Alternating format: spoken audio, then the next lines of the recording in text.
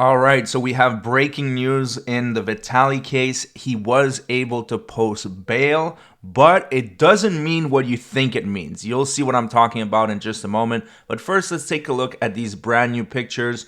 You can see now he's in a yellow outfit. And in this picture, you can see that the morale is at an all-time low. There is no smirk, there is no smile anymore. There are only consequences on this guy's face. Now let's take a look at the update because like I said, he was able to post bail, but there's a lot more to the story.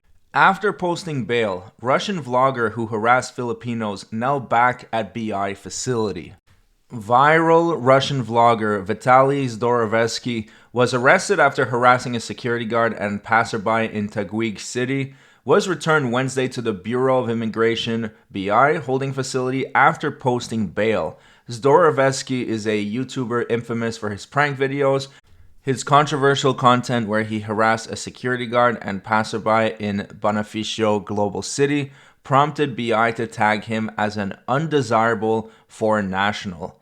In June 11th, Zdorovetsky was transferred to the Facility Bureau of Jail Management and Penology, BJMP, to face his local cases, which include unjust vexation. The cases were filed before the Regional Trial Court, Branch 153 in Taguig City. But as he was able to post bail for the said RTC case, he was returned to the BI Warden's facility, BIWF, in Camp Bagong, Diwa. Immigration Commissioner Joel Anthony Viado emphasized in a release that even if Zdorovetsky files for bail, he will still be under the custody of the BI. He will not be allowed to roam around as he is already seen as an undesirable alien, said Viado. He said justice will be served to the fullest extent as Zdorovetsky needs to resolve his local cases and serve his sentence, if there would be any, even if he has an ongoing deportation case. Zdorovetsky was charged for 3 counts of unjust vexation. If convicted, the vlogger may serve up to 18 months in jail. Foreign guests are expected to follow the law during their stay in the Philippines. We will not allow them to abuse our hospitality and disrespect our people and our country, Viado added. The Department of Interior and local government said earlier the vlogger cannot be deported to either to Russia, his home country, or the United States, where he is a green card holder. DILG Secretary John Vikramula, neither of the two countries want to receive him. Meanwhile, a Change.org petition also alleged that Zdorovetsky verbally assaulted a Filipino surfing instructor in Boracay. This, while his lawyer claimed that Zdorovetsky has been better after in detention for only 2 months, he said he would seek forgiveness from the victims if he will be freed. So I was able to find this Change.org petition, but it looks like they're asking for a little bit more than just Vitaly getting charged with another crime. They are saying ban Vitaly Zdorovetsky from all social media platforms for cyberbullying in the Philippines. Now, I would argue that it's not really cyberbullying if you're doing it in person. It's actually much worse, but let's take a look. It says the issue.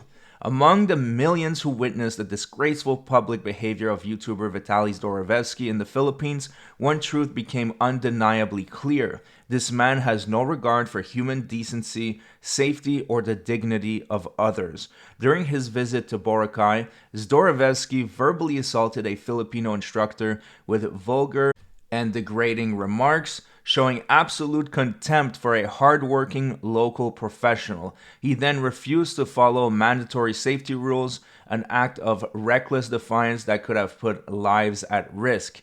But his actions became even more dangerous. He then live-streamed a targeted attack, telling his millions of followers to destroy a legal local business by leaving fake, malicious reviews online.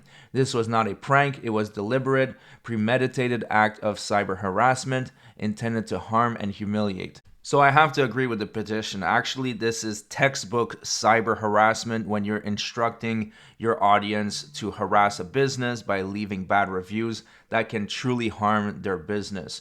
So they say this is not content creation, this is not free speech, this is abuse, this is a crime. Zdorovetsky has built a career on disrespect, chaos, and provoking harm. What happened in the Philippines is not an isolated incident.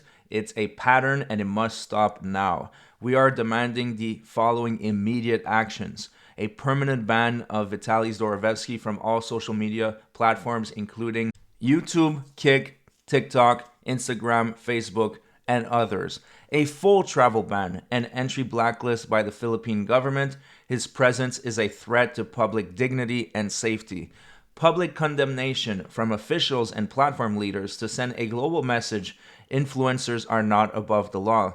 We will not allow this man to step on the values of Filipino hospitality, to publicly shame honest people, or to destroy lives for views and money. Stand with us, stand for the Filipino people, stand for local businesses, for dignity, and for justice. Sign and share this petition. Let the world know we will not be silent, and we will not let this happen again.